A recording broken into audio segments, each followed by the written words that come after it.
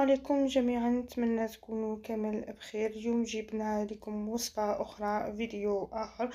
هي عبارة على جاتو بالشوكولا والميرين للغوتي العشية. قبل ما نبدا الطريقه، ان شاء الله يا ربي اذا عجبتكم الطريقه دعموني لايك باللايك، واللي يدخل اول مره يشاهد قناتي يفضل وليس امرا يشارك معايا ويفعل الجرس باش يوصلوا كل جديد. باش نوجدوا هذا الكاطو لازمنا هنايا 4 حبات تاع البيض. فصلنا الصفار عن البياض. جبنا 4 مغارف تاع سكر كريستاليزي، يعني كل حبه بيض او كل صفار بيضه حطينا لها مغرف تاع سكر. طبعا سكر كريستاليزي عادي، ونحاول ندرب هذاك السكر مع الصفار حتى يولي اللون تاعو ابيض وكريمي. هذه التحليه حاجه خفيفه وبنينه يحبوها الاطفال للكوتي العشيه، بغيت نشاركها معكم. هنايا ذوبت شويه تاع زبده وحطيت 4 مغارف تاع ماكله كبار زبده دايبه. اذا ما عندكش زبده ممكن تستبدليها بالزيت، ولكن بالزبده يجي الجو تاعها بنين. هنايا حطيت باكي تاع افاني وندرب. طبعا نحاول ندخل هذيك المقادير كامل في بعضها، حاجه خفيفه وسهله طبعا بنينه.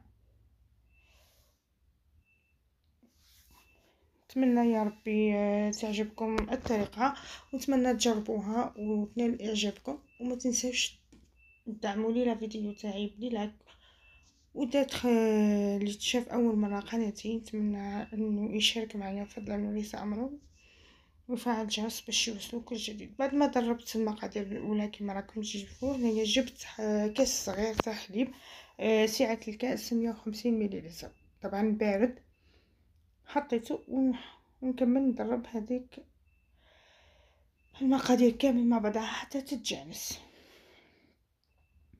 بنفس الوقت الفرن تاعي راني شعلته على 180 درجة من الفوق ومن التحت، وبديت طبعا نحضر الحلوى ديالي. هنايا بعد ما ضربت كامل المقادير مع بعض، طبعا البياض راح نخليه جانبا نحتاجه فيما بعد. ودوكا نروح نحط الفارينه. هنايا كما راكم تشوفوا جبت 3 مغارف كبار تاع كاكاو مر، وعندي 2 كيسان تاع فارينه. في الاول راح نحط كاس واحد فقط فارينه، طبعا باكي تاع خميره،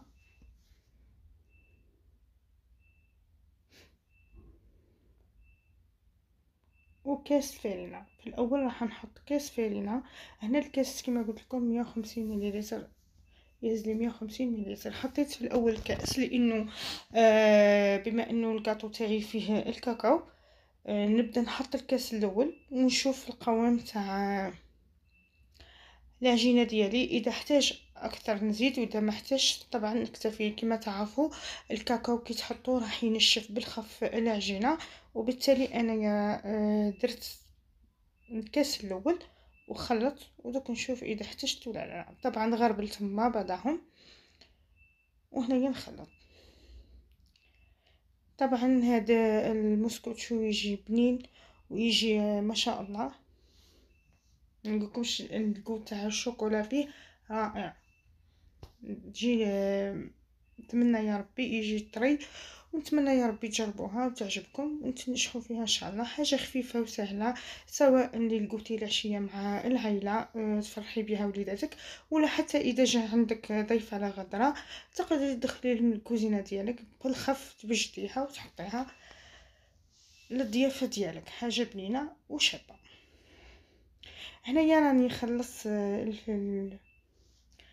المسكوتشو ديالي. انا شفت بلي راهو يحتاج، لانه هذا المسكوتشو لازم يكون شويه ثقيل.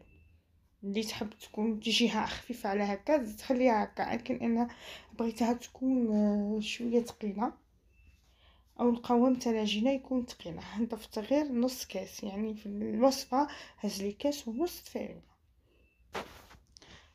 طبعا ونخلط.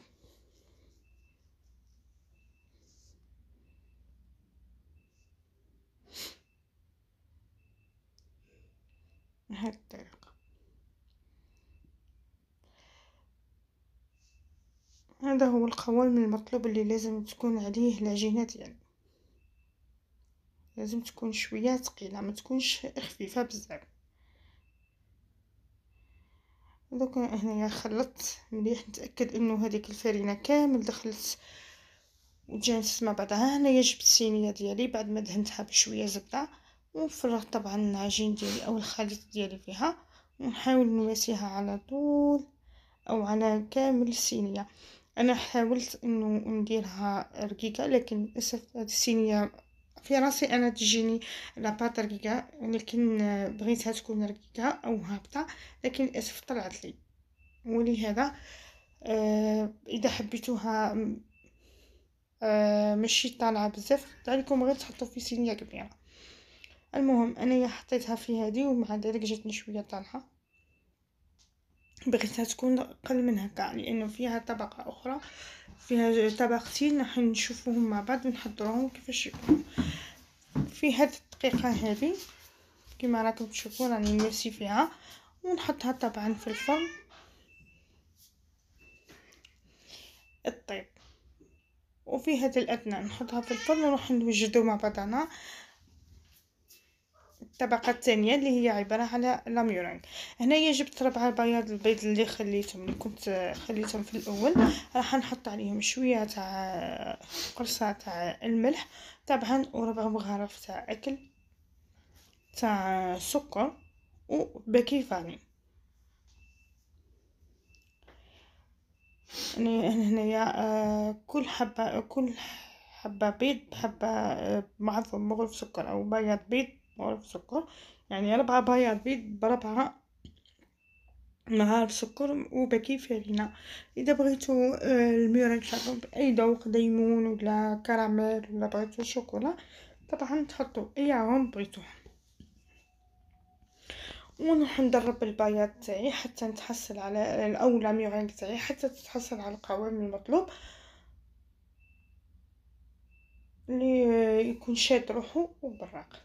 انا هذه الطريقه هي اللي ندير بها لاميرينغ ديالي. هاي لكم لاميرينغ بعد ما طلعت لي، شوفوا كيفاش جات القوام ديالها شاد روحو ما شاء الله.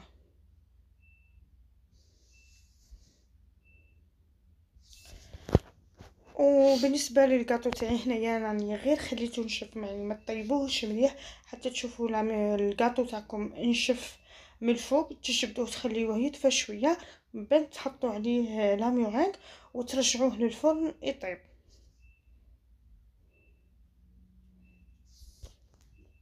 نحطو كامل الكميه تاع لاميرينغ ونواسيوها من الفوق، يعني نسطحوها نجعلوها طبقه ملساء من الفوق ونرجعوها طيب. ولكن بالنسبه للفرن هنايا راني خفضت الدرجه تاعو، كان 180 لكن راح نقلبو 150 ونشعلها، عفوا ونخلي لاميرينغ تاعي بالنسبه للفرن من الفوق ومن تحت، لانه الكاطو مازال ما طابش مليح.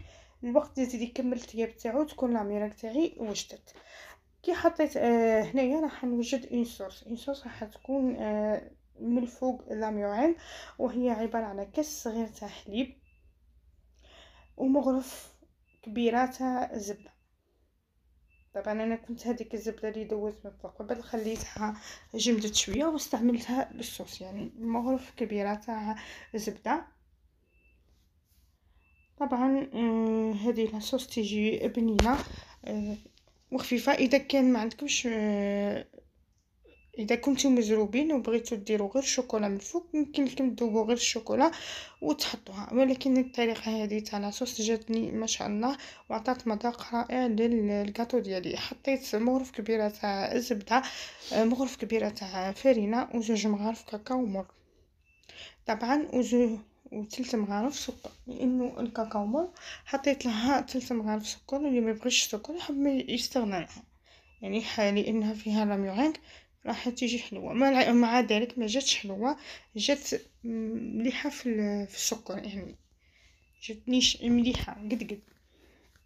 هنايا نخلط بارد في البارد ونروح نحطها على الفرن حتى تعقد لي هذيك لاصوص ونرجعوا لكم.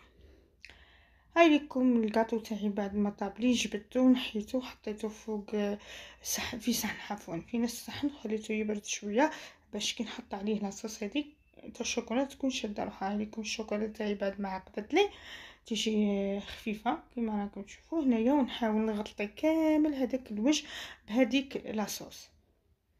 نفرغها ونحاول اني نواسيها كامل على الوجه تاع الكاطو ديالي طبعا، ونرجعها للثلاجه تشد روحها مليح حتى تشد روحها هذيك الشوكولا او لا غاناش ديالي. الساعه نقدمها بالطريقه هذه، نحاول نواسيها ونغطي كامل الوجه تاع لا ميرينغ غير بالعقل، ونحاول ما نضغطش عليها باش هذيك لا ميرينغ ما تتكسرش. هنايا بعد ما شدت هذيك لا غاناش روحها مليح من الثلاجه، جبدتها طبق التقديم، زينتها من الفوق بشويه جوز. نتوما واش بغيتو، كان عندي شويه جوز حطيت لها على الجانب، تحبوا كيبقاو لوز شوكولا رابي نتوما واش حبيتو تحطوا لها من الفوق. طبعا نقطعها ودوك نشوفوا مع بعض من الداخل كيفاش تجي.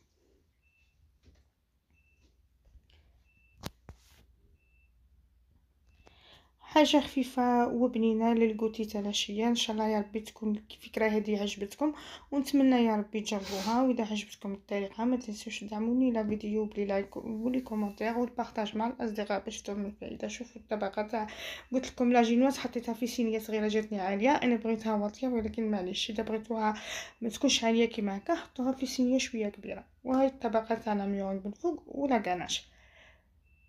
هذه هي الكيفية أو الوصفة تاع نهار اليوم. دوك نقص لكم من الداخل كيفاش تجي. هذه هي الوصفة تاع نهار اليوم، هذا هي التحلية تاع نهار اليوم. نتمنى يا ربي تنال الاعجاب ديالكم، ونقولكم بقاو على خير في وصفة اخرى وفي فيديو اخر ان شاء الله.